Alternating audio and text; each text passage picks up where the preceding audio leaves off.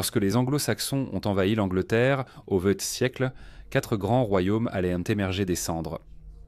Il s'agissait de la Northumbrie, de la Mercie, du Wessex et de l'Est-Anglie.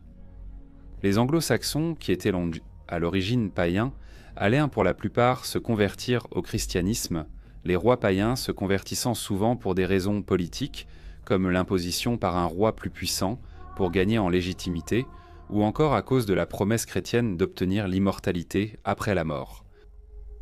Un homme qui résista cependant fut Penda, le roi de Mercie, décrit comme le dernier grand roi guerrier païen parmi les anglo-saxons et un homme des plus belliqueux de la lignée royale des Merciens. Sa destruction sonna le glas du paganisme anglais en tant qu'idéologie politique et religieuse, et ainsi tous les royaumes d'Angleterre tombèrent sous le charme du christianisme, leurs traditions, coutumes et modes de vie païens d'origine disparaissant de la mémoire vivante. Ceci est l'histoire de Penda, le tueur de rois, un homme dont la volonté fut forgée dans la guerre et qui resta inflexible jusqu'à la fin, étant le dernier roi anglo-saxon à mourir païen. C'est lui qui a forgé la Mercie en un puissant royaume, et c'est lui qui a permis à la Mercie de devenir un royaume dominant, qui allait définir le paysage politique de l'Angleterre pour les siècles à venir. Voici son histoire. Penda est mentionné pour la première fois dans la chronique anglo-saxonne en l'an 626, où il est écrit « Cette année-là, Penda succéda au royaume de Mercie et régna pendant 30 ans. Penda était le fils de Piba, Piba de Créoda, Créoda de Sinwald, Sinwald de Cneba, Cneba d'Aesel, Aesel d'Éomer, Éomer d'Angloto, Angloto d'Opha, Opha de Wermund, Wermund de Witleseg et Witleseg de Woden. Dans les temps anciens, lorsque les rois anglo-saxons régnaient, ils étaient souvent liés au divin par une parenté personnelle avec le dieu Woden, également connu sous le nom de Père de tout. Les généalogies royales en vieil anglais citent Woden comme ancêtre de tous les rois anglais. Ces rois conservaient eux leur statut en étant des descendants directs de Woden, leur dieu le plus vénéré et adoré. Penda appartenait à la maison d'Aesel, qui était une dynastie de rois merciens durant les 7e et 8e siècles. Il portait bon le nom du roi Aesel, une figure légendaire de la période des migrations qui a fondé le royaume de Mercie et en fut le premier roi. L'Historia Britanum, qui signifie l'histoire des Bretons, rapporte que le père de Penda, Piber, avait 12 fils, dont Penda. On ne sait pas si Penda était l'aîné. Cependant, le meurtre entre parents pour le trône était courant à l'époque anglo-saxonne, car ce n'était pas toujours l'aîné qui prenait le pouvoir, mais l'homme qui avait les moyens de s'emparer du trône, souvent par la force militaire, ou qui était le plus grand guerrier et stratège politique. La jeunesse de Penda demeure en grande partie mystérieuse, car il n'apparaît dans les sources qu'à son accession au trône de Mercie. La façon dont il devint roi et son éducation demeurent inconnues. Cependant, il aurait reçu l'éducation typique de la royauté anglo-saxonne, apprenant à se battre à l'épée, à la lance et à la hache. Il aurait également été imprégné des croyances et des coutumes du paganisme anglo-saxon, qui comprenait l'honneur rendu aux dieux et l'accomplissement de rituels. Très peu de témoignages du règne de Penda ont survécu au passage du temps. La source la plus importante dont nous disposons est l'histoire du peuple anglais de Bede, écrite relativement peu de temps après la vie de Penda, bien que l'on puisse également trouver des fragments d'informations dans la chronique anglo-saxonne et l'Historia Britanum. Beaucoup de ces sources ont été rédigées des siècles après la mort de Penda, ce qui jette une grande incertitude sur leur fiabilité. Parmi celles-ci, le récit de Bede reste le plus détaillé et sans doute le plus influent. C'est ici que l'héritage de Penda commence à se dessiner. Bien qu'il soit souvent présenté comme le méchant, se tenant avec défi du côté que l'histoire a fini par considérer comme le mauvais côté de la foi et du destin, comme nous le savons, ce sont les vainqueurs qui écrivent en l'histoire, et puisque le christianisme a triomphé du paganisme, on peut supposer que Penda était un héros parmi les défenseurs des anciennes croyances. Edwin était le roi de Deira et de Bernicie, qui ensemble seraient plus tard connus sous le nom de royaume de Northumbrie. Aux alentours de l'an 624, Edwin devint le souverain le plus puissant de Bretagne. Bède l'inclut dans sa liste des rois qui exerçaient l'impérium sur les autres monarques anglo-saxons, et la chronique anglo-saxonne lui donne le titre de Bretwalder ou souverain de Bretagne. En l'an 627, Edwin fut baptisé et comme beaucoup de chrétiens, il chercha à convertir le plus de personnes possible dans son royaume. En tant que Bretwalder et homme le plus puissant de Bretagne, le christianisme allait se répandre comme une traînée de poudre. À cette époque, la Mercie n'était pas encore comptée parmi les royaumes anglo-saxons les plus puissants. C'était un royaume encore en pleine expansion, s'efforçant de consolider ses frontières et d'affirmer son autorité, tandis que nombre de ses territoires restaient l'objet de luttes acharnées avec des royaumes rivaux. Au moment où Penda accéda au pouvoir, presque tous les royaumes voisins avaient en soi adopté le christianisme, soit étaient en bonne voie de conversion. Dans ce paysage en mutation, la Mercie se tenait seule, bastion résolu des anciens dieux, un royaume païen au milieu d'une mer de foi chrétienne émergente. Penda voyait avec inquiétude la montée en puissance d'Edwin, alors il s'allia avec le roi de Gwynedd, un puissant royaume gallois, afin de défier Edwin. Cela conduirait à la bataille de Hatfield Chase. Selon Bède, voici ce qui s'est passé pendant la bataille. Edwin régna glorieusement pendant 10 ou 7 ans sur les peuples anglais et britanniques, dont 6, comme mentionné précédemment, qu'il passa en tant que chrétien. Pendant son règne, Cadwalla, le roi des Bretons, se révolta contre lui avec le soutien de Pender, un guerrier féroce de sang et de clémence royale. Une grande bataille eut lieu sur la plaine connue sous le nom de Heathfield. Là, le 12 octobre de l'an 633 après Jésus-Christ, Édouin fut tué à l'âge de 47 ans, et son armée fut soit massacrée, soit dispersée. Dans la même bataille, son fils Osfred, un jeune homme courageux, tomba également. Un autre fils, Eanfrid, fut contraint par les circonstances de chercher refuge auprès du roi Pender, mais il fut plus tard tué par ce dernier pendant le règne d'Oswald, en trahison d'un serment. Cela marqua une période de terribles massacres pour l'Église et le peuple de Northumbrie. Pandé, ainsi que tout le peuple mercien, restaient des adorateurs d'idoles et étrangers à la foi chrétienne. Ainsi, Pender remporta une grande victoire, car il apporta la tête du roi Edwin à York comme trophée. Le puissant Bretwalder était mort, et ses idéologies chrétiennes furent, pendant un temps, tenues en échec, puisque ses successeurs revinrent au paganisme. Ecgric et Sigibert étaient les rois conjoints de l'Est-Anglie à cette époque, et s'étaient convertis au christianisme à la suite de la mission hiberno-écossaise, qui fut une série d'expéditions au VIe et VIIe siècle menées par des missionnaires gaéliques, originaires d'Irlande, répandant le christianisme celtique en Écosse, au pays de Galles, en Angleterre et en France. Aédan de Lindisfarne fonda une école biblique en l'an 633 sur l'île de Lindisfarne, et depuis la Northumbrie, la mission d'Aédan se répandit dans les royaumes anglo-saxons, et des écoles bibliques similaires furent établies en Bernicie, Deira, Mercie et Est-Anglie. On estime qu'aux 2/3, la population anglo-saxonne s'est convertie au christianisme celtique à cette époque. Cependant, Penda vit une opportunité d'attaquer la terre de l'Est-Anglie en l'an 636. Les soldats étangliens, sachant que les Merciens aguerris au combat seraient de vaillants guerriers, ont exhorté Sigibert à les mener au combat. Cependant, le roi Sigibert refusa. Selon Bède, ses propres guerriers se sont emparés de lui et l'ont jeté hors du monastère. Ils l'ont ensuite emmené dans les rangs de l'armée, espérant que les soldats seraient moins enclins à fuir en sa présence, car il avait autrefois été un commandant remarquable et courageux. Mais lui, gardant toujours à l'esprit sa vocation, alors qu'il se trouvait au milieu d'une armée royale, ne portait à la main qu'une baguette, et il fut tué par le roi Écric. Les païens avançant, toute leur armée fut soit massacrée, soit dispersée.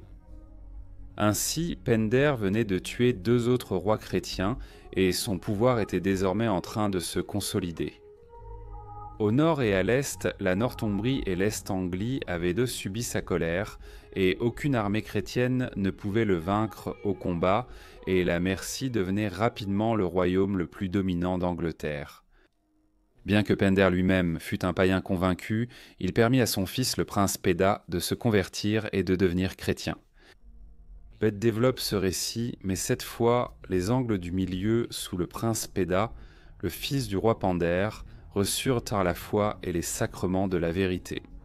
Étant un jeune homme remarquable, il fut élevé par son père au trône de cette nation, et se rendit auprès d'Oswy, roi des Northumbriens, pour demander la main de sa fille Elfida.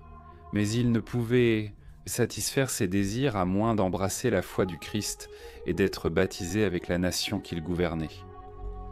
Lorsqu'il entendit la prédication de la vérité, la promesse du royaume céleste et l'espérance de la résurrection et de l'immortalité future, il déclara qu'il deviendrait volontiers chrétien. Le roi Penda n'a pas non plus interdit la prédication parmi son peuple.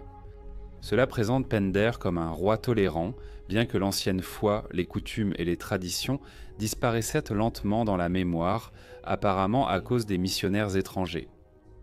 En tant que descendant de Woden, on croyait qu'un roi héritait de la sagesse divine et d'une force surnaturelle.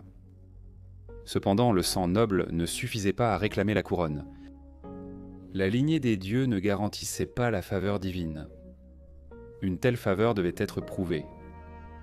Avant de monter sur le trône, un homme devait démontrer qu'il possédait réellement le pouvoir sacré et la sagesse digne de la royauté, souvent par des victoires au combat, ou par des dons extraordinaires tels que la prophétie ou la guérison. Dans le cas de Penda, ses nombreuses victoires à la guerre auraient servi de preuve indéniable à son peuple qu'il était bien un véritable fils de Woden, un réceptacle terrestre de la puissance et de la fureur du dieu de la guerre. Penda adhérait sans doute à l'ancienne foi païenne. On ignore l'étendue de sa dévotion. On a suggéré que sa résistance au christianisme venait peut-être non de l'ignorance ou de l'entêtement, mais de la conviction que le Christ n'était pas un patron adapté à un roi guerrier. Les victoires se répétées de Penda sur les monarques chrétiens ont probablement renforcé cette opinion. Chez les anglo-saxons, on croyait que la faveur divine se manifestait par le pouvoir terrestre, et l'ascension ou la chute d'un roi reflétait la puissance du Dieu qu'il servait. Choisir une foi revenait, en effet, à choisir un allié dans la lutte éternelle pour le pouvoir. Pour Penda, le Christ n'était pas l'allié le plus puissant. Son ancêtre Woden l'était. Ces victoires ont peut-être amené Penda à croire qu'il était un roi guerrier protégé par les dieux, et que ces dieux païens étaient plus efficaces à la guerre que le dieu chrétien. Après la mort du roi Edwin de Northumbrie, son neveu Oswald monta sur le trône. Oswald avait vaincu Cadwallon, le roi des Bretons, qui s'était allié à Penda lors de la bataille de Hatfield. En 634, Oswald rétablit la domination de la Northumbrie sur une grande partie de la Bretagne. Cependant, Penda resta hostile à la puissance northumbrienne, ou du moins fut-il perçu comme une menace par Oswald. La cause précise de la guerre qui culmina avec la bataille de Massafield demeure inconnue. L'historien Bede, écrivant au siècle suivant, a dépeint Oswald comme une figure sainte, et son désir de présenter Oswald sous un jour favorable a peut-être conduit à négliger les campagnes militaires agressives d'Oswald. Penda s'allia de nouveau avec les Gallois, commandant une armée d'environ 3200 soldats, tandis que les forces d'Oswald ne comptaient qu'1 millier d'hommes. Les Northumbriens ont subi une défaite décisive à Massafield. Bede raconte l'histoire d'Oswald priant pour les âmes de ses soldats alors qu'il faisait face à une mort imminente. Le corps d'Oswald fut démembré, sa tête et ses bras exposés sur des pics. Les restes furent plus tard récupérés par son frère et successeur Oswiu. Comme Penda était païen et Oswald chrétien, ce dernier fut par la suite vénéré comme martyr et saint. Bede documente de nombreux miracles attribués aux ossements d'Oswald et au lieu de sa mort. Au XIIe siècle, Henry de Huntington écrivit à propos de la bataille. On dit que la plaine de Massafield était blanche des ossements des saints. L'Historia Britannum attribue la victoire de Pender à une intervention diabolique, mais la caractérisation de la bataille comme un affrontement entre chrétiens et païens est peut-être trop simpliste, étant donné qu'il y avait probablement des Gallois chrétiens combattant du côté de Pender. L'historien du XXe siècle D.P. Kirby a noté que la bataille laissa Pender, sans conteste comme le plus puissant souverain mercien jamais apparu jusque-là dans les Midlands, car Oswald était le Bretwalder, reconnu comme l'homme le plus puissant d'Angleterre avant sa mort aux mains de Pender. Selon Frank Stanton, un historien anglais de l'Angleterre anglo-saxonne, la bataille de Massafield a élevé Pender au rang de roi le plus redoutable d'Angleterre. Avec la propagation du christianisme parmi les rois anglo-saxons, il semble que la divinité ancestrale de Pender, Woden, défiait le Christ pour la domination de l'Angleterre. En l'an 645, le trône du Wessex était occupé par Cenwell, l'un des derniers rois païens de l'Angleterre anglo-saxonne. Il avait épousé la sœur de Pender, le puissant roi de Mercie. Cependant, lorsque Cenwell choisit de répudier la sœur de Pender au profit d'une autre épouse, l'affront ne resta pas sans réponse. Furieux, Pender marcha contre Wessex, forçant Cenwell à s'exiler en Anglie de l'Est. Qui dirigeait le Wessex pendant les années d'exil de Cenwell reste incertain, bien qu'il soit largement admis que Pender ait pu exercer le pouvoir, malgré l'absence de documents survivants pour le confirmer. À cette époque, le roi Anor régnait sur l'Anglie de l'Est, un souverain pieux et cultivé qui enrichit le monastère de Knobersberg avec de splendides bâtiments et des trésors. Il fonda ensuite un monastère à cet endroit, renforçant sa dévotion à la foi chrétienne. Pourtant, en l'an 651, Penda apporta de nouveau la guerre en Anglie de l'Est, attaquant le monastère lui-même. Anna et ses hommes se précipitèrent à sa défense, retenant les Merciens, juste assez longtemps pour que les moines puissent fuir avec leurs livres sacrés et leurs reliques. Bien que le monastère ait été épargné, Anna ne fut pas victorieux. Vaincu au combat, il fut contraint à l'exil. Anna revint pour reprendre son royaume en l'an 654, mais la nouvelle de son retour parvint à Pender, qui mena de nouveau une puissante armée mercienne en Est-Anglie. Une seconde attaque, plus dévastatrice, suivit. Les armées de Pender et Anna se sont affrontées et les Est-Angliens ont perdu. Beaucoup sont tombés ce jour-là, y compris le roi Anna lui-même et son fils Jormain. À la suite de cette victoire sanglante, Pender nomma son propre fils Péada comme dirigeant de la Moyenne-Anglie, étendant ainsi davantage la domination mercienne sur les royaumes anglo-saxons. Avec le sud et l'est soumis, Pender tourna de nouveau son regard vers le nord, déclenchant la guerre contre Osweu de Bernicie sur son propre territoire. Selon l'historien Bede, Pender ravagea cruellement la terre des Northumbriens de long en large, dévastant la campagne et assiégeant la forteresse royale de Banbraf. Lorsque les Merciens échouèrent à prendre la forteresse par la force ou le siège, ils tentèrent de la réduire en cendres, mais Bede raconte qu'un vent divin, invoqué par les prières de saint Aédan, retourna miraculeusement les flammes contre les assaillants. On raconte que Aédan s'écria « Voici, Seigneur, quel mal Pender fait !» et les cieux répondirent. Des années plus tard, après la mort d'Aédan, Pender revint dans la région et mena de nouveau une campagne brutale. Il ravagea la terre par le feu et par l'épée, allant jusqu'à brûler l'église même où Aédan était mort. Pourtant, comme l'écrit Bede, le poteau en bois contre lequel le saint s'était appuyé dans ses derniers instants resta miraculeusement intact, épargné par les flammes. C'était considéré comme un signe d'intervention divine. Aucune bataille ouverte n'est rapportée entre Pender et Osweu durant cette période, ce qui suggère qu'Osweu a peut-être évité un conflit direct, reconnaissant sans doute qu'il ne pouvait pas encore égaler la puissance du roi mercien.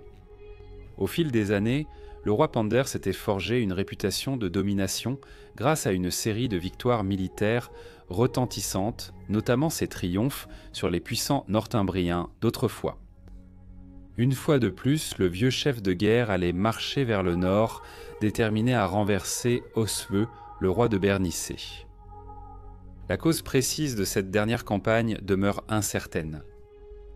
Bien que Bede nous dise que Pender avait fait preuve de tolérance envers la prédication chrétienne en Mercie, il a été suggéré qu'il considérait la propagation du christianisme soutenu par Bernice en Mercie et en Moyenne-Anglie comme une forme de colonisation spirituelle, une intrusion qui menaçait sa propre souveraineté.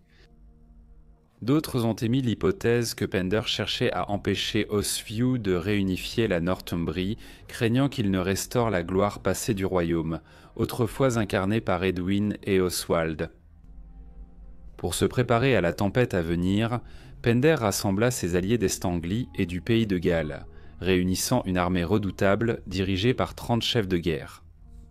Oswiu, frère du défunt Oswald, ne régnait que sur la partie nord de la Northumbrie, la Bernicie, et se retrouva bientôt assiégé dans une forteresse aujourd'hui disparue, quelque part dans les terres sauvages du nord. Selon l'Historia Britannium, Oswiu, désespéré de sauver son royaume, offrit des trésors en échange de la paix. On dit que Penda accepta l'offre, distribuant la richesse parmi ses alliés bretons, mais Bede donne une version radicalement différente, affirmant que Penda refusa catégoriquement l'offre, jurant plutôt d'anéantir complètement toute la lignée d'Oswiu, sans épargner ni les puissants ni les humbles. Pour aggraver la vulnérabilité d'Oswiu, son propre fils Ecgfrith était alors retenu en otage en Mercie, donnant ainsi à Penda un avantage supplémentaire. Pour des raisons qui restent obscures, peut-être dues à des manœuvres politiques ou à de mauvais présages mal interprétés, l'armée de Penda se dirigea vers le sud, peut-être dans l'intention de rentrer chez elle, mais les désertions commencèrent à affaiblir la force de l'alliance mercienne. Cadofel de Gwynedd s'enfuit avec ses hommes sous le couvert de la nuit, gagnant le surnom méprisant de fuyard de bataille. Æthelwold de Darrow se retira également, choisissant d'attendre l'issue depuis un endroit sûr. Seul le roi Æthelire des Angles de l'Est resta loyal, se tenant aux côtés de Penda à la veille de la bataille. Oswiu, toujours largement en infériorité numérique, engagea la bataille contre Penda. Bede narre l'histoire. Oswiu, avec seulement une poignée de guerriers, fit face à l'ennemi qui aurait été 3 fois plus nombreux que lui, 30 légions menées par Ansogné par des commandants renommés. Oswiu et son fils Alfrid ont combattu avec un courage désespéré. Les païens furent mis en déroute, leurs 30 capitaines et d'innombrables soldats prirent la fuite ou furent abattus. Parmi les morts se trouvait Æthelire d'Est-Anglie, frère du roi Annar tué, dont l'implication dans la guerre avait entraîné la destruction de son royaume. La bataille eut lieu près de la rivière Winwade, gonflée au-delà de ses rives par de fortes pluies. Alors que les Merciens fuyaient, beaucoup ne furent pas tués par l'épée, mais se noyèrent dans les eaux en crue. La nature, semble-t-il, s'était retournée contre eux. Pandé lui-même gisait parmi les morts, et ainsi son règne prit fin. Le dernier grand chef de guerre païen d'Angleterre. Avec sa chute, les anciens dieux s'éteignirent, et la vague du christianisme déferla de plus en plus fermement sur le pays. Penda était le dernier grand roi guerrier païen parmi les anglo-saxons. Son statut de guerrier était incontestable. Frank Stanton, historien, a écrit cela sur Penda. Il était lui-même un grand roi guerrier, l'un des plus honorés dans la saga germanique, le seigneur de nombreux princes et le chef d'une vaste suite attirée à son service par son succès et sa générosité. De nombreuses histoires ont dû être racontées sur ses relations avec d'autres rois, mais aucune d'entre elles n'a survécu. Ces guerres ne peuvent être décrites que du point de vue de ses ennemis. Quel genre d'homme devait-il être lorsque tant de rois qu'il a vaincus ont ensuite été élevés à la sainteté ? Edwin de Northumbrie, que Pender a abattu à Hatfield Chase, a ensuite été vénéré comme un saint. Oswald de Bernicy, que Pender a vaincu et tué à Marsafield, est également devenu un martyr et a été canonisé. Même le prince d'Urmain, le jeune fils du roi Henra d'Estanglie, lui-même tué par Pender, a ensuite accédé au statut de saint. Ceux qui ont péri sous l'épée de Pender ont été transformés en saints, leurs morts intégrées dans des légendes sacrées, ornées de miracles murmurés à travers les générations. Pourtant, alors que leurs histoires gagnaient en gloire, qu'en est-il de l'histoire du roi païen solitaire qui a défié la montée de la chrétienté? Qu'en est-il de l'homme qui a vaincu non pas un, mais 2 rois salués comme Brett Walders, les soi-disant suzerains de la Bretagne? Si les chroniqueurs n'avaient pas été aussi imprégnés de zèle chrétien, s'ils n'avaient pas plongé Pender dans l'ombre de leur théologie, peut-être l'aurait-il aussi appelé Brett Walder, car en puissance et en influence, il égalait tous ceux qui portaient en ce titre. Son héritage, obscurci par le mépris des scribes chrétiens, aurait pu se tenir aux côtés des grands noms de l'Angleterre ancienne, non pas comme un méchant ou un paria, mais comme le roi des rois. Lorsque Pender tomba au combat, il mourut de la mort pour laquelle il avait vécu, la mort d'un guerrier. Pourtant, avec sa chute, la flamme du paganisme en Angleterre vacilla et s'éteignit. Ses fils, peut-être lassés de conflits sans fin, ou peut-être séduits par le pouvoir unificateur de l'Église, embrassèrent le christianisme, et ainsi, les anciens dieux des Angles et des Saxons furent d'un réduits au silence. Mais il y a une chose que les chroniqueurs n'ont pas pu lui enlever, une vérité qui perdure au-delà du dogme et du mépris, et c'est que Pender était un guerrier farouche, inflexible et inébranlable, et en cela il est devenu une légende. Le roi Offa de Mercie est considéré comme l'un des rois anglo-saxons les plus puissants de tous les temps, se présentant comme le premier roi des Anglais. Après une série de batailles et de coups de maître politiques, le roi Offa allait devenir l'homme le plus puissant de Grande-Bretagne, bien que nous ne disposions d'aucun témoignage direct de son règne, seulement des vestiges de sa gloire passée. Ce qui subsiste, ce sont des indices de sa grandeur, comme la digue d'Offa, qui était la construction d'un grand rempart de terre et d'un fossé, ou digue que l'on a décrite comme s'étendant d'une mer à l'autre. L'ouvrage a nécessité des milliers d'hommes, et chaque section semble avoir été construite par des gens d'un district différent. Considérée comme l'une des plus grandes constructions de l'histoire anglo-saxonne d'Angleterre, elle reflète l'étendue de son pouvoir, de sa richesse et de ses ressources. Les historiens négligeant souvent Offa en raison du manque de sources concernant son règne. Une source clé pour cette période est la chronique anglo-saxonne. Cependant, la chronique était une production des Saxons de l'Ouest, et parfois considérée comme biaisée en faveur du Wessex. Par conséquent, elle ne reflète peut-être pas pleinement l'étendue du pouvoir atteint par Offa, un Mercien, mais je le considère comme l'un des plus grands souverains anglo-saxons. Voici son histoire oubliée. Offa est l'un des rois mentionnés dans la chronique anglo-saxonne comme un descendant du dieu Woden, une revendication ancestrale courante parmi les maisons royales, même si à cette époque tous les rois anglo-saxons étaient de foi chrétienne. Il est né vers l'an 730, il était le fils de Thingtrit, un noble de moindre importance et un parent éloigné du roi mercien régnant à l'époque, Bocian et Ethelbald. Ethelbald avait redonné à la Mercie sa prospérité, restaurant sa splendeur d'antan d'une manière rappelant le puissant roi Pender. Son règne, qui dura de l'an 716 à 757, apporta force et prestige au royaume. Pourtant, sa fin fut brutale. Selon l'histoire des Anglais de Bede, Ethelbald fut traîtreusement assassiné de nuit par ses propres gardes du corps, bien que leur motivation reste inconnue. À la suite de ce régicide, un homme nommé Beornred s'empara du trône. Son règne cependant fut bref et tyrannique. Selon Bede, Offa, après avoir mis Beornred en fuite, chercha à s'emparer du royaume des Merciens par le sang. Cela suggère fortement qu'Offa a défié Beornred au combat, a mis ses forces en déroute et l'a forcé à l'exil. Bien qu'Offa ne fût pas le fils d'un roi, il était issu de la lignée royale des Islingas, une dynastie qui remonte à Aesil, le fondateur légendaire de la Mercie, dont on dit qu'il mena son peuple depuis l'autre côté de la mer du Nord jusqu'en Bretagne vers l'an 515 lors de la grande migration anglo-saxonne. Cette noble lignée offrait à Offa une revendication légitime au trône de Mercie, qu'il obtint en l'an 758. Une fois couronné, Offa dut relever la tâche ardue de consolider son règne et de légitimer son autorité dans un royaume nouvellement établi. Les premières années de son règne sont enveloppées de silence. L'historien Frank Stanton observe qu'aucun document mercien n'a survécu de cette période. Vers l'an 664, les contours de son règne deviennent plus clairs. Offa façonnait un royaume par l'épée, déterminé à unir et à diriger avec à la fois la force et la prévoyance. Dès qu'Offa monta sur le trône de Mercie, il eut pour objectif l'expansion.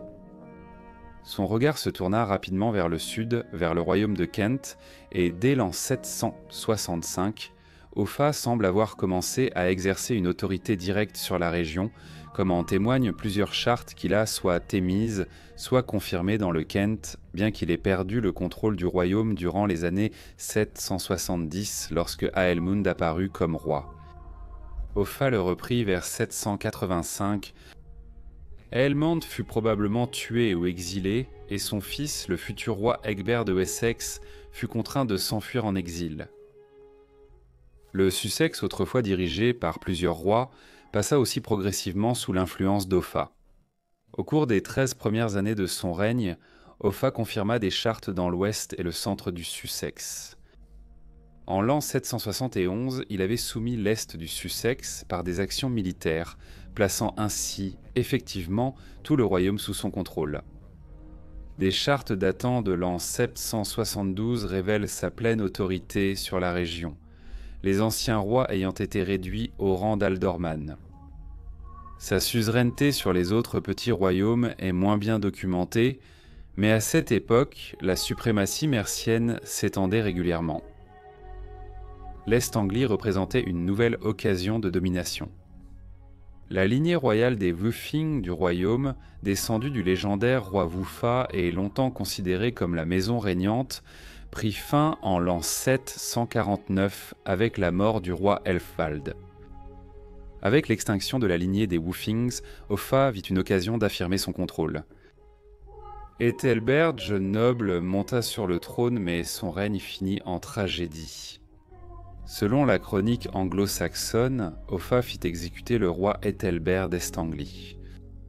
Offa, roi des Merciens, ordonna que la tête du roi Ethelbert soit tranchée. Le récit de sa mort est ensuite devenu une légende.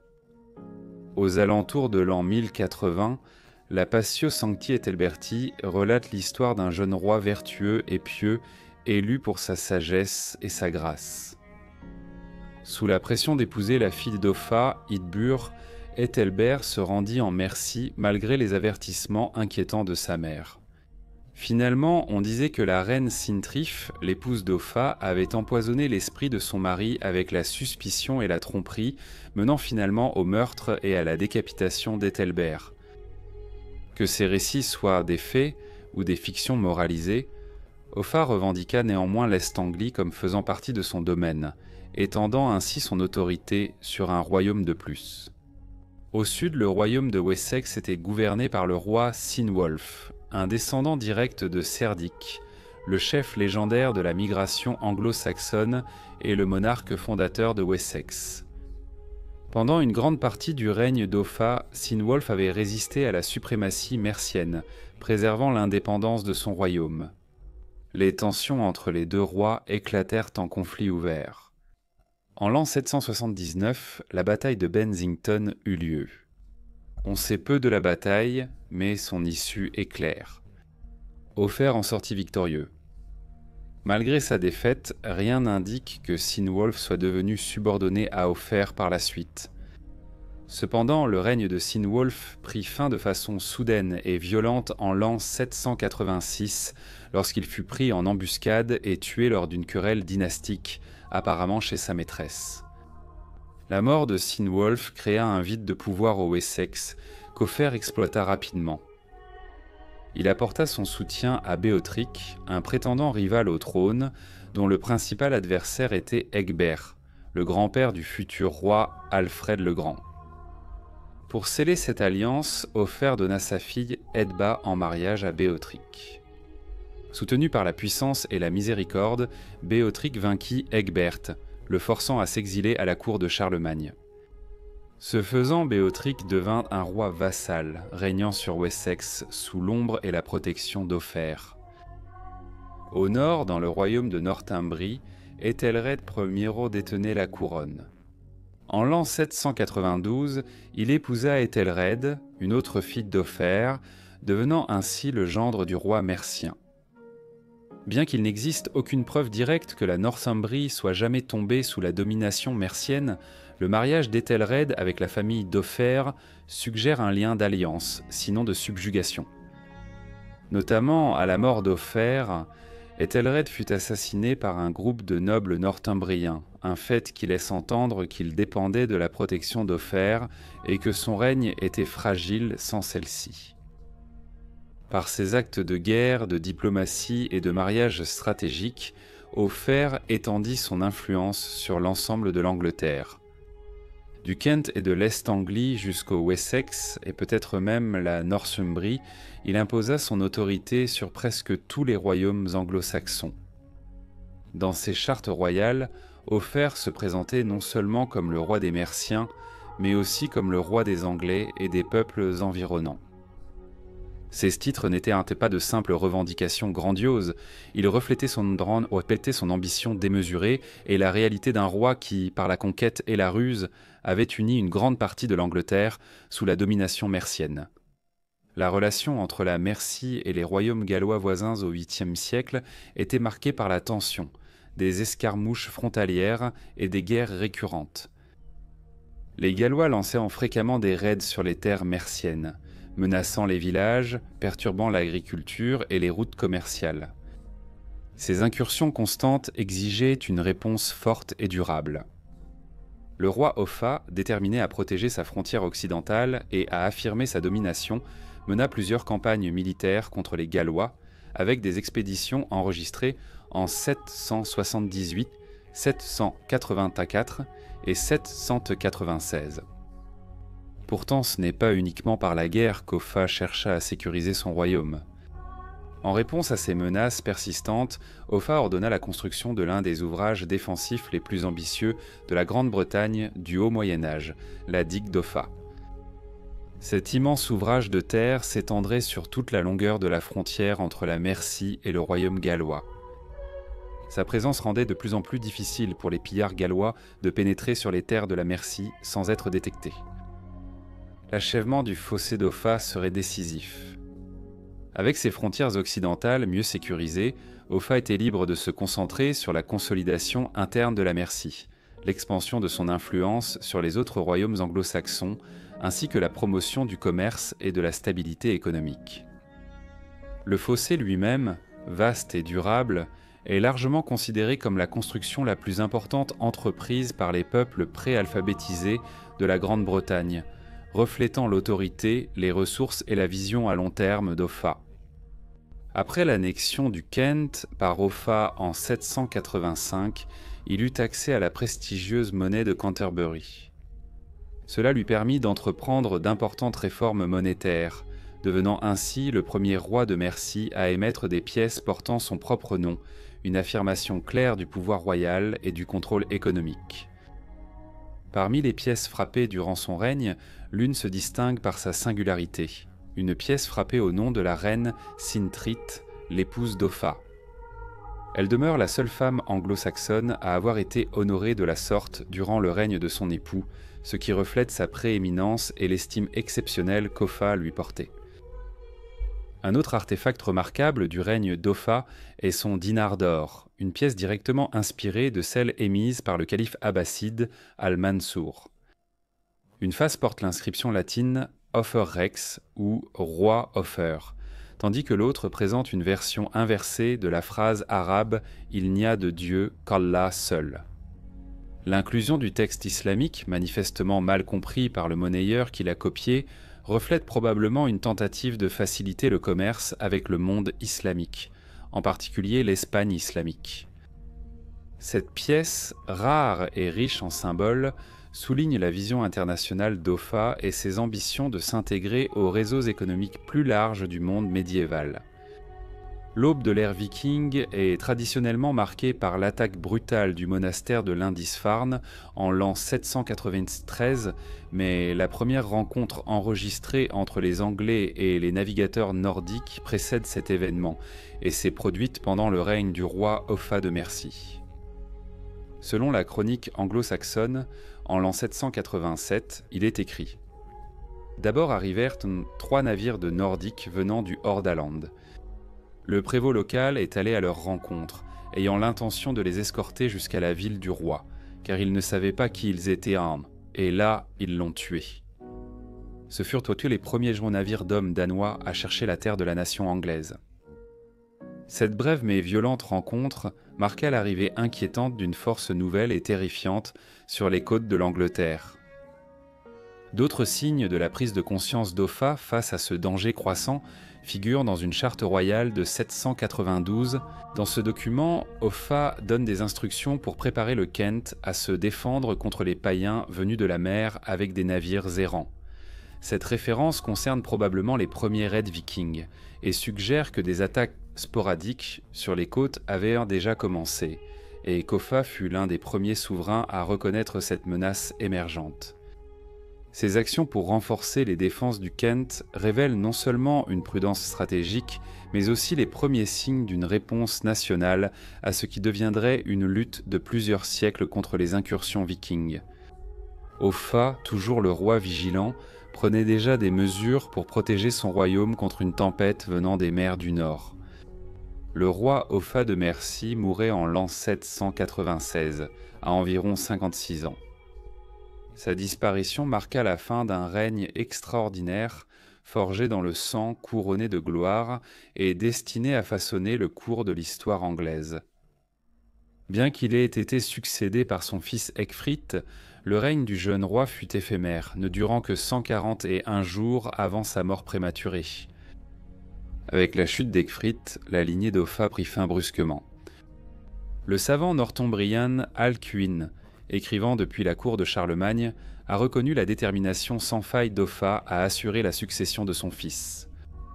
Pourtant, dans sa réflexion sombre, il a laissé entendre un châtiment divin, écrivant « Ecgfrith n'est pas mort pour ses propres péchés, mais la vengeance du sang que son père a versé pour s'assurer le royaume a atteint le fils. » Offa n'avait pas hésité à éliminer ses rivaux pour assurer sa propre légende, une légende qu'il cherchait à transmettre à tout prix.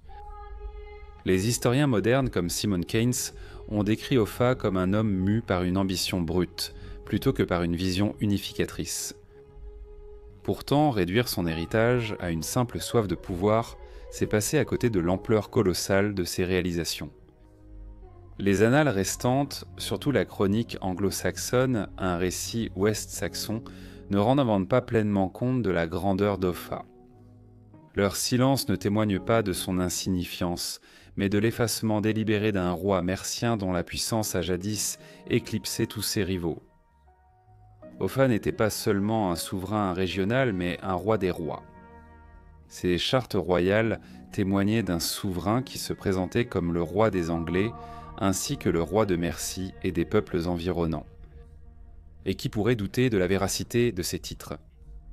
Il régnait d'une mer à l'autre, construisant la puissante digue d'Offa, une frontière monumentale qui demeure encore aujourd'hui comme un symbole de son autorité et de sa vision. Étonnamment, Offa ne fut jamais appelé Bretwalder, terme vieil anglais pour souverain de la Bretagne, titre plus tard donné à Egbert de Wessex, dont le pouvoir était pourtant bien moindre. Cette omission aussi est révélatrice. Cela reflète le biais subtil des scribes saxons de l'Ouest, qui ont choisi d'élever les leurs et de laisser la miséricorde et la grandeur dans l'ombre de l'histoire. Cependant, sa grandeur transparaît tout au long de l'histoire. Æthelstan Ætheling, un prince guerrier et fils aîné d'Æthelred l'un des six, qui devint plus tard roi d'Angleterre, conserverait l'épée d'Offa comme son bien le plus précieux, reflétant ainsi la réputation d'Offa et les récits à son sujet qui avaient survécu jusqu'au XIe siècle. Peut-être qu'Offa fut, à sa façon, le premier vrai roi d'Angleterre, bien avant Æthelstan de Wessex, premier roi officiel. Ainsi, l'histoire d'Offa, assombrie par des chroniqueurs rivaux, mérite d'être retenue non comme une simple note de bas de page, mais comme le prélude à la monarchie anglaise. Dans les annales de l'histoire anglaise, le nom d'Alfred le Grand résonne avec des échos de vaillance, de sagesse et de résilience. Alfred monta sur le trône du Wessex en l'an 871, héritant d'un royaume au bord de l'effondrement. Son règne, marqué par une détermination sans faille et une brillante stratégie, lui valut le surnom de Le Gors 142, de Le Grand. L'héritage durable d'Alfred en tant que sauveur du Wessex réside dans sa remarquable capacité à transformer l'adversité en triomphe, préservant ainsi l'esprit et l'identité de son royaume. En tant que roi du Wessex, de l'an 871 à 899, l'héritage d'Alfred transcende son époque, laissant une marque indélébile sur les fondements culturels, politiques et intellectuels de l'Angleterre. Alfred, né dans la royauté, aurait la lourde tâche de défendre le Wessex contre les envahisseurs vikings qui avaient déjà conquis les anciens royaumes d'Est-Anglie et de Northumbrie. Les rois voisins tombaient comme des mouches, et il revenait à Alfred de défendre le dernier royaume saxon. Voici son histoire. Alfred est né dans le village de Wanting, dans le Berkshire, en l'an 849. Il était le plus jeune des 5 fils du roi Æthelwulf de Wessex et de sa première épouse Osbur. En tant que cadet, il n'était pas préparé à la royauté. Ses frères aînés étaient et censés hériter du trône, laissant Alfred libre de poursuivre ses activités intellectuelles et ses intérêts personnels. L'absence de responsabilités royales immédiates lui a permis de se consacrer librement à l'éducation et à l'apprentissage, nourrissant un profond amour pour le savoir et la culture, qui définirait plus tard son règne. Æthelwulf, le père d'Alfred, était un guerrier remarquable et avait vaincu les armées vikings à plusieurs reprises.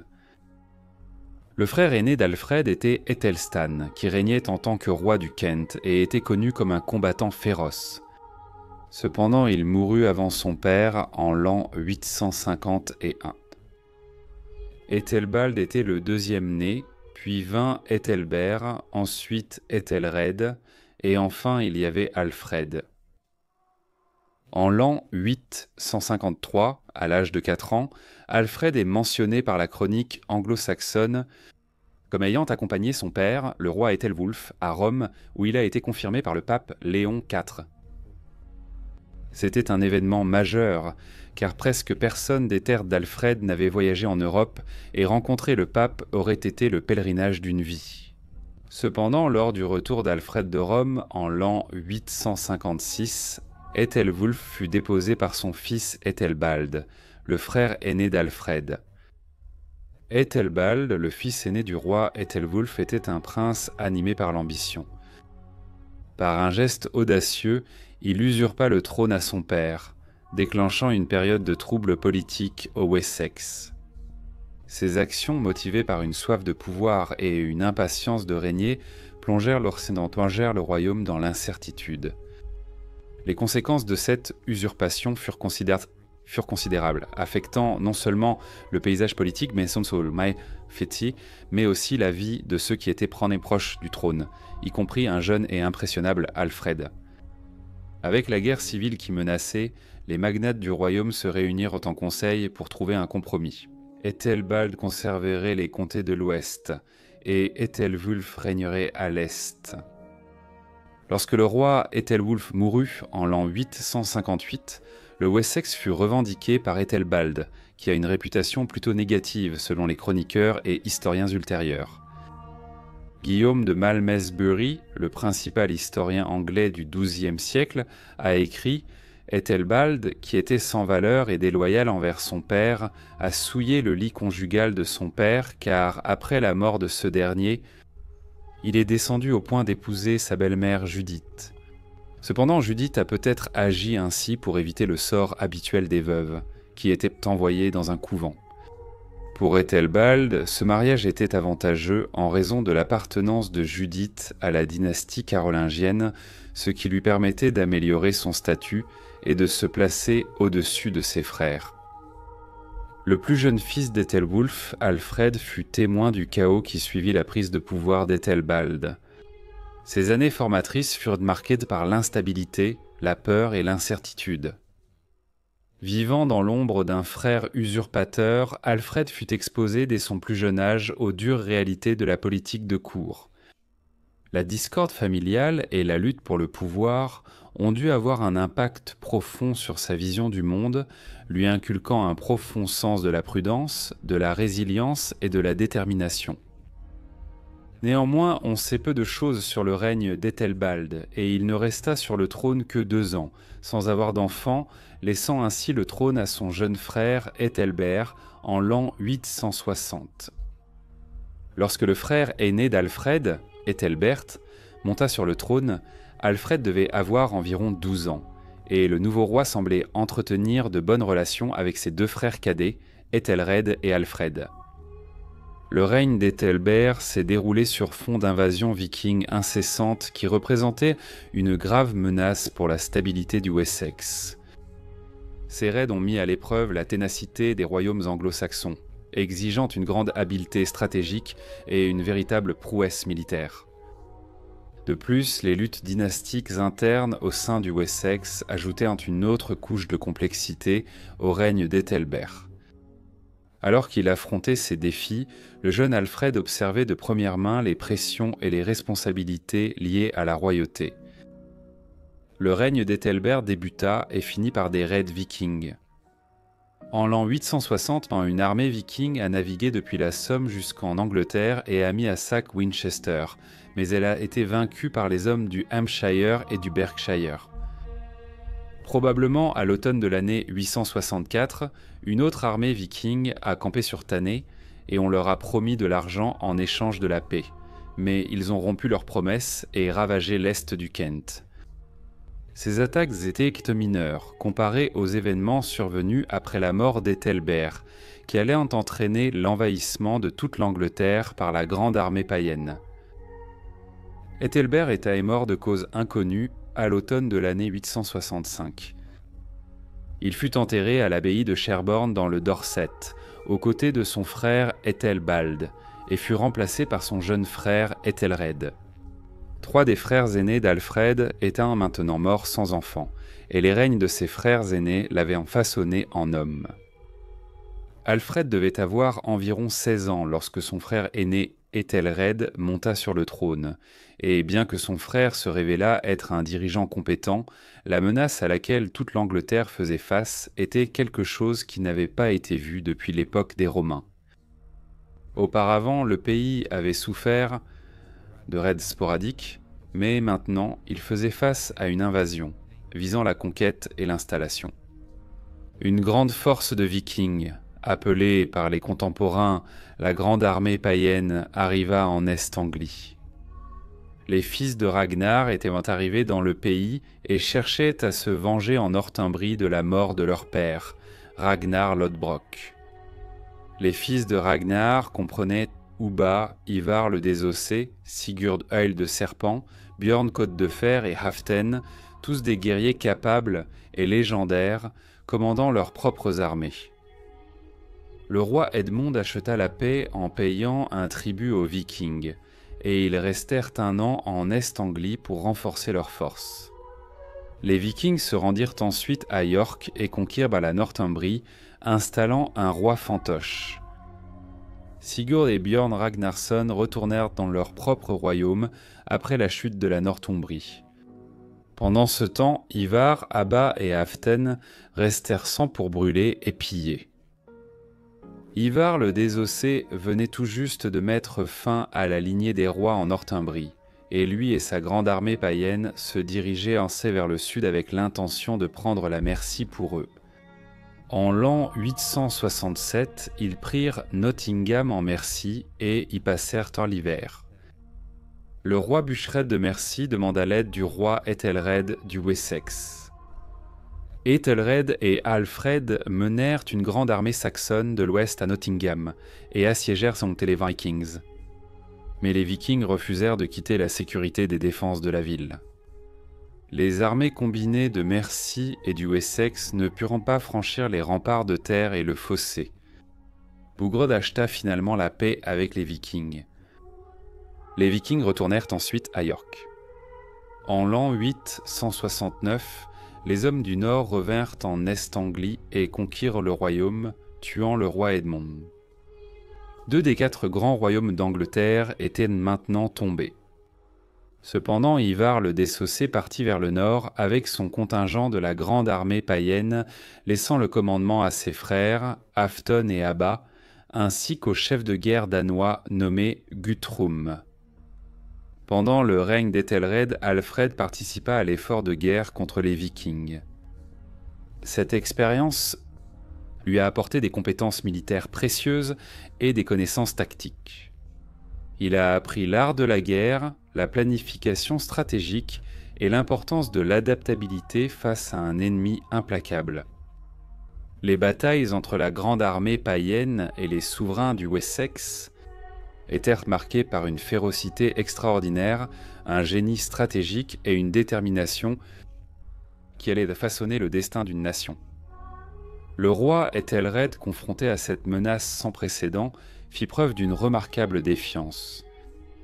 Il rassembla ses forces, fortifia les villes et affronta la grande armée païenne dans une série de batailles féroces. L'intensité de ces affrontements reflétait l'importance des enjeux. La survie même du Wessex et de sa culture était en jeu. La détermination et le courage d'Ethelred face à des obstacles écrasants ont inspiré son peuple et mis en valeur la résilience de l'esprit anglo-saxon. Fin 870, les Vikings tentèrent de conquérir le Wessex et allèrent d'Est-Anglie à Reading. Le 4 janvier, le roi Ethelred du Wessex et le prince Alfred rencontrèrent les Vikings avec une armée saxonne et se frayèrent un chemin dans la ville, massacrant tous les Danois à l'extérieur. Cela culminerait avec la bataille de Reading le 4 janvier de l'année 871. Lorsque l'armée d'Ethelred atteignit la porte de la ville, les Vikings, sous le commandement de Haft et Ragnarsson, surgirent des portes, lançant une contre-attaque et massacrant complètement les Saxons. Le niveau de carnage était immense, et le roi Ethelred ainsi que le prince Alfred échappèrent de justesse au champ de bataille avec leur vie, ne s'en sortant que grâce à leur meilleure connaissance du terrain local, ce qui leur permit de semer leurs poursuivants vikings. En traversant la rivière l'Oden, leurs forces survivantes se regroupèrent à Windsor, et 4 jours plus tard, Ethelred et Alfred menèrent à nouveau leurs troupes lors de la bataille d'Ashdown. Les Vikings arrivèrent eux les premiers et se déployèrent au sommet de la crête, ce qui leur donna l'avantage. Ils divisèrent ensuite leurs forces en 2 contingents, l'un sous le commandement du frère d'Ivar, le roi Halfdan, et l'autre sous celui des comtes vikings. Alfred envoya des éclaireurs qui lui rapportèrent sur cette information, et Ethelred et lui décidèrent de copier la formation viking, avec Ethelred face aux forces du roi Halfdan et les forces d'Alfred face à l'autre contingent.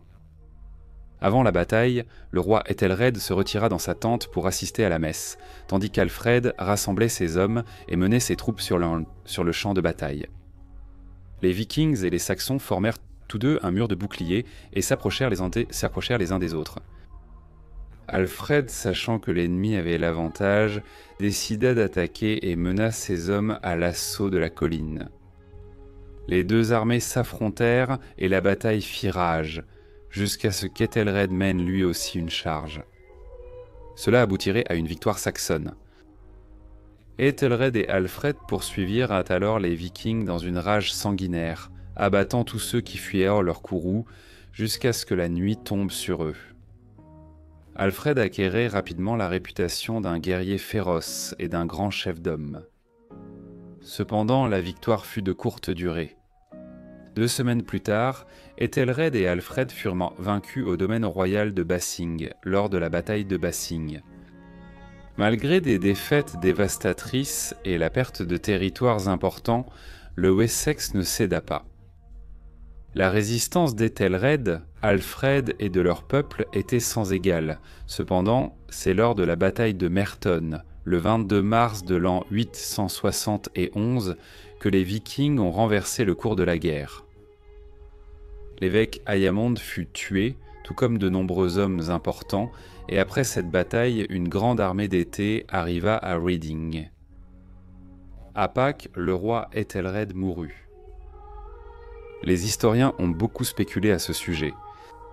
Ethelred est mort des blessures qu'il a subies lors des nombreuses batailles successives auxquelles il a participé contre les Vikings. La mort des 4 frères aînés d'Alfred, Ethelstan, Ethelbald, Ethelbert et Ethelrond l'a laissé comme le seul héritier survivant au trône du Wessex. Les espoirs et les attentes de la dynastie du Wessex reposaient uniquement sur les épaules d'Alfred. En tant que dernier héritier restant, on attendait de lui non seulement qu'il poursuive la lignée, mais aussi qu'il défende le royaume contre les incursions vikings et les conflits internes. Cette pression immense, ajoutée à la conscience et aux défis auxquels ses prédécesseurs avaient été confrontés, obligea Alfred à mûrir rapidement, développant une compréhension aiguë des complexités du leadership. La perte de ses frères fut un creuset dans lequel le caractère d'Alfred s'est forgé, lui faisant prendre conscience de la fragilité de la vie et de l'impermanence du pouvoir. Il a intégré l'importance de la résilience, de la détermination et de l'adaptabilité. Ces expériences ont nourri en lui un sens du devoir envers son peuple, un engagement à défendre son royaume et une détermination inébranlable à laisser un héritage durable. Son frère Ethelred, cependant, laissa derrière lui 2 fils mineurs après sa mort, Ethelhelm et Ethelwold. Ethelred et Alfred avaient conclu un accord plus tôt selon lequel le frère survivant des batailles deviendrait roi. L'ascension d'Alfred au trône ne fut pas contestée, car ils avaient besoin d'un chef pour les guider à travers des jours sombres et incertains. Pendant qu'Alfred était occupé par les cérémonies funéraires de son frère, les Danois ont vaincu l'armée saxonne en son absence, à un endroit non nommé, puis de nouveau en sa présence à Wilton en mai. La défaite à Wilton laissa Alfred désespéré. Comment pouvait-il chasser ces Vikings ? Il fut donc contraint de conclure une paix avec eux selon des sources qui ne précisent pas les termes de cette paix. Bien qu'Acer ou la chronique anglo-saxonne ne le mentionne pas, Alfred a probablement payé les Vikings en argent pour qu'ils partent. Pendant les 5 années suivantes, les Danois occupèrent d'autres parties de l'Angleterre et en l'an 874, les Vikings envahirent la Mercie et chassèrent pourtant son roi Boucred en exil. Il partit à Rome et ne reviendrait jamais dans les îles britanniques. Les Vikings installèrent alors le roi fantoche Ceolwulf, exigeant des serments de loyauté du nouveau roi. Suite à cette victoire, la grande armée païenne se divisa de nouveau. Halfden partit vers le nord pour combattre les Pictes de Strathclyde, tandis que Guthrum et Abba continuèrent à se battre dans le Wessex. En l'an 876, sous leur nouveau chef Guthrum, les Danois échappèrent à l'armée saxonne et attaquèrent puis occupèrent Wareham dans le Dorset. Alfred les assiégea mais ne parvint pas à prendre Wareham d'assaut. Il négocia alors une paix qui impliquait un échange d'otages et de serments que les Danois prêtèrent sur un anneau sacré associé au culte de Thor. Cependant, les Danois ne tinrent pas parole et, après avoir tué tous les otages, s'échappèrent sous le couvert de la nuit. Cependant, de nombreux navires vikings avaient été dispersés par une tempête, et les Danois furent contraints de se soumettre et de se retirer en Mercie. Guthrum, cependant, allait élaborer un plan astucieux. En janvier de l'an 878, les Danois lancèrent une attaque soudaine contre Chippenham, une forteresse royale où Alfred séjournait pendant Noël. La garde personnelle d'Alfred fut tuée et il échappa de justesse à la mort. Face à cette perte dévastatrice, Alfred prit une décision stratégique qui allait s'avérer déterminante. Il se retira dans les marais du Somerset, une région dotée de fortifications naturelles et d'un avantage stratégique. Depuis cette base sécurisée, il réorganisa méticuleusement ses forces, mit en œuvre des réformes militaires et insuffla un esprit de discipline et d'unité parmi ses troupes loyales. Cette période de retraite devint une expérience transformatrice pour Alfred, lui offrant l'occasion de réfléchir, de planifier et de ressortir en tant que chef plus résilient et stratégique. Cependant, le siège réussi et la prise de Chippenham par Guthrum au cœur du Wessex provoquèrent une onde de choc dans tout le royaume. La perte d'une forteresse majeure toucha le cœur même du royaume d'Alfred, laissant son peuple dans un état de peur et d'incertitude. Le Wessex fut poussé au bord du gouffre, avec la menace viking qui planait lourdement. Beaucoup commencèrent à douter des capacités de leur jeune roi à protéger et défendre leur patrie. Une légende provenant des chroniqueurs du XIIe siècle raconte que lorsque Alfred s'est d'abord enfui vers les marais du Somerset, Alfred a été hébergé par une paysanne qui, ne connaissant pas son identité, l'a laissé surveiller des galettes de blé qu'elle avait laissées cuire sur le feu.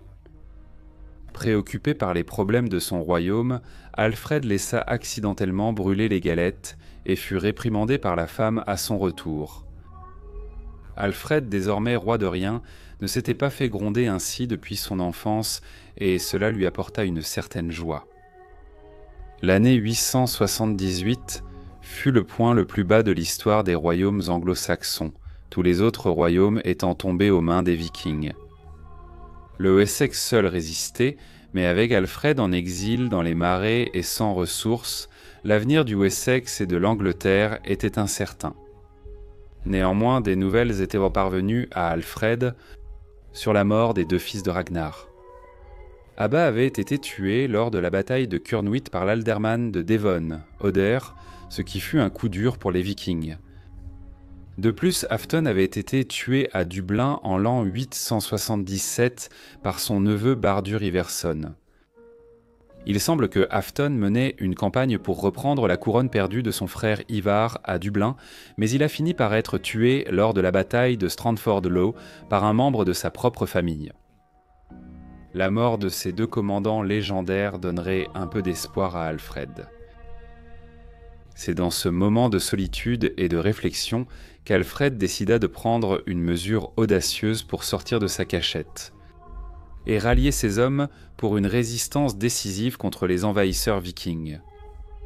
La pierre d'Egbert avait une signification historique car elle portait le nom du roi Egbert, le grand-père d'Alfred, qui avait uni de nombreux royaumes anglo-saxons sous son règne. Choisir ce site pour rassembler ces hommes portait un symbole puissant. Cela évoquait l'esprit d'unité et l'héritage de la gloire passée du Wessex. En se rassemblant à la pierre d'Egbert, Alfred voulait rappeler à ces hommes leur héritage commun, leur unité ancestrale et l'importance de défendre leur patrie contre les envahisseurs étrangers. En mai, Alfred se rendit à la pierre d'Egbert, où il fut rejoint par tout le peuple du Somerset, du Wiltshire et du Hampshire, et ils se réjouirent de voir leur roi. Lorsque Alfred sortit de sa cachette et appela ses hommes à se rassembler à la pierre d'Egbert, ses paroles résonnèrent avec un sentiment d'urgence, de détermination et d'espoir. Il parla de la résilience du peuple anglo-saxon, leur histoire commune et la nécessité de reprendre leur patrie aux Vikings. La détermination inébranlable et l'éloquence d'Alfred inspirèrent ses hommes, leur insufflant une nouvelle détermination à se battre pour leur royaume et leur mode de vie. Alfred avait conservé la loyauté des échevins, des prévôts royaux et des tannes du roi, qui avaient conservé leur position d'autorité sur leurs terres. En ne se soumettant pas aux Vikings et répondrait à l'appel d'Alfred à la guerre. Cette bataille à venir déciderait du sort du Wessex et de l'Angleterre, car si les Saxons perdaient, alors toute l'Angleterre serait entre les mains des envahisseurs vikings. Selon le frère Asser, qui a écrit une biographie d'Alfred, voici ce qui s'est passé.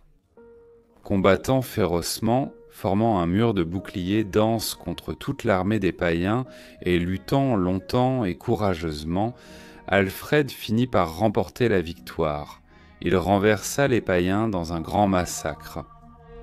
Et frappant les fugitifs, il les poursuivit jusqu'à la forteresse. Alfred poursuivit les Danois jusqu'à leur bastion à Chippenham et les affama jusqu'à leur reddition. L'une des conditions de la reddition était que Guthrum se convertisse au christianisme. 3 semaines plus tard, le chef danois Guthrum et 29 de ses hommes furent baptisés à la cour d'Alfred, Alfred recevant Guthrum comme son fils spirituel. La bataille d'Eddington s'est soldée par une victoire retentissante pour Alfred et les Anglo-Saxons. Guthrum et ses forces vikings furent définitivement vaincus, ce qui entraîna la signature du traité de Wedmore. Le traité établit des frontières claires entre les territoires anglo-saxons et vikings, mettant un terme temporaire aux invasions vikings et assurant la sécurité du Wessex contre les menaces immédiates. La victoire d'Alfred à Eddington lui permit de consolider son pouvoir, de fortifier son royaume et de jeter les bases de l'unification future de l'Angleterre sous la domination du Wessex. Ainsi commencèrent les années paisibles du règne d'Alfred. Alfred renforça les défenses de son royaume afin qu'il ne soit plus menacé par les Danois. Il réorganisa son armée et construisit une série de villages bien défendus à travers le sud de l'Angleterre. Il créa également une marine pour lutter contre les pillards danois qui continuaient à harceler la côte. En tant qu'administrateur, Alfred prônait la justice et l'ordre et établit un code de loi. Il croyait fermement à l'importance de l'éducation et apprit le latin à la fin de la trentaine. Il organisa ensuite et participa lui-même à la traduction de livres du latin vers l'anglo-saxon. En l'an 886, Alfred reprit possession de la ville de Londres. Alfred confia la ville aux soins de son gendre Ethelred, l'ealdorman de Mercie, qui avait épousé sa fille Ethelflaed, laquelle serait plus tard connue sous le nom de Dame de Mercie. Durant cette période, presque tous les chroniqueurs s'accordent à dire que le peuple saxon de l'Angleterre préunifiée s'est soumis à Alfred. Cependant, ce n'est pas à ce moment-là qu'Alfred devint connu sous le nom de roi d'Angleterre. En fait, il n'adoptera jamais ce titre pour lui-même, même s'il était roi de toutes les terres, à l'exception du nom. La détermination inébranlable d'Alfred et sa capacité à inspirer son peuple lui valurent en ces temps le titre de roi des Anglo-Saxons, et sa diplomatie ainsi que ses succès militaires menèrent progressivement à l'unification des royaumes anglo-saxons sous la bannière du Wessex. Grâce à des alliances, des mariages stratégiques et sa réputation de souverain juste et sage, Alfred a créé un sentiment d'identité commune parmi les royaumes anglo-saxons. L'héritage d'Alfred le Grand en tant que roi des Anglo-Saxons est un témoignage de son leadership visionnaire, de sa perspicacité politique et de son dévouement sans faille envers son peuple. Son règne n'a pas seulement repoussé les menaces extérieures, mais il a aussi semé les graines de l'unité et de l'identité culturelle, façonnant ainsi le cours de l'histoire anglaise. Les réalisations d'Alfred en tant qu'homme d'État, chef militaire et mécène des arts ont laissé une empreinte indélébile sur l'identité de la nation anglaise, faisant de lui non seulement un roi, mais aussi un architecte vénéré de l'Angleterre unifiée. Alfred était mort le 26 octobre de l'an 899, à l'âge de 51 ans. On ne sait pas comment il est mort, bien qu'il ait souffert toute sa vie d'une maladie douloureuse et désagréable. Le roi Alfred était un grand homme, selon une citation de l'évêque Asser. Il surpassait tous ses frères, tant par sa sagesse que par toutes ses bonnes habitudes, et en outre parce qu'il était d'une bravoure guerrière hors du commun et victorieux dans presque toutes les batailles. Bien qu'Alfred ait été tourmenté par des problèmes de santé tout au long de sa vie, les statues d'Alfred à Winchester et à Wantage le montrent comme un grand guerrier. Cependant, les preuves suggèrent qu'en tant qu'il n'était pas le guerrier traditionnel grand et imposant, et qu'il avait des périodes où il tombait malade, mais cela ne l'a jamais freiné, et il n'a jamais manqué de courage, combattant aux côtés de ses hommes, ce qui, en réalité, le rend d'autant plus grand. Les raids vikings au cours du IXe siècle, menés par des figures légendaires comme les fils de Ragnar, représentaient une menace pour les royaumes anglo-saxons, y compris le Wessex d'Alfred. Ces envahisseurs, motivés par la conquête et le pillage, laissaient en derrière eux une traînée de destruction, mettant en péril la survie du mode de vie anglais. Face à de telles circonstances dramatiques, Alfred s'est imposé comme le gardien inflexible de son peuple, déterminé à repousser les envahisseurs vikings et à préserver l'avenir de l'Angleterre. Alfred eut également beaucoup de chance car Afton et Abba moururent de façon inattendue. Pourtant, la détermination d'Alfred demeurait intacte, prêt à vivre ou mourir en combattant. L'héritage d'Alfred le Grand, en tant que sauveur de l'Angleterre face aux Vikings, témoigne de sa détermination héroïque et de l'impact durable qu'il a eu sur l'histoire de la nation. Sa capacité à surmonter les circonstances les plus difficiles, à vaincre des ennemis légendaires et à unir son peuple face à l'adversité, a consolidé sa réputation comme l'un des plus grands monarques d'Angleterre. L'héritage d'Alfred continue d'inspirer les générations, rappelant la puissance du courage, de la détermination et du leadership pour préserver l'avenir d'une nation. À la mort d'Alfred, son fils Édouard l'Ancien monta sur le trône. Cependant, la lutte de pouvoir qui suivit la mort d'Alfred le Grand fut une période tumultueuse de l'histoire anglaise. Elle révéla les défis de la succession, la complexité de la politique interne et les menaces persistantes posées par les adversaires extérieurs. Cependant, cela montra aussi la résilience des royaumes anglo-saxons et l'émergence éventuelle d'une Angleterre unifiée. Les luttes et les triomphes de cette période ont jeté les bases de la monarchie forte et centralisée qui allait caractériser l'Angleterre médiévale, laissant un héritage durable de stabilité politique et d'unité nationale. Je voudrais adresser un immense merci à tous mes membres. Votre contribution est précieuse pour la continuité de la chaîne, et je vous apprécie tous énormément. Un remerciement spécial à John Seitz. J'espère que la vidéo vous a plu. Si c'est le cas, n'oubliez pas d'aimer, de vous abonner et de partager, et je vous retrouve la semaine prochaine pour un autre épisode de History Profiles.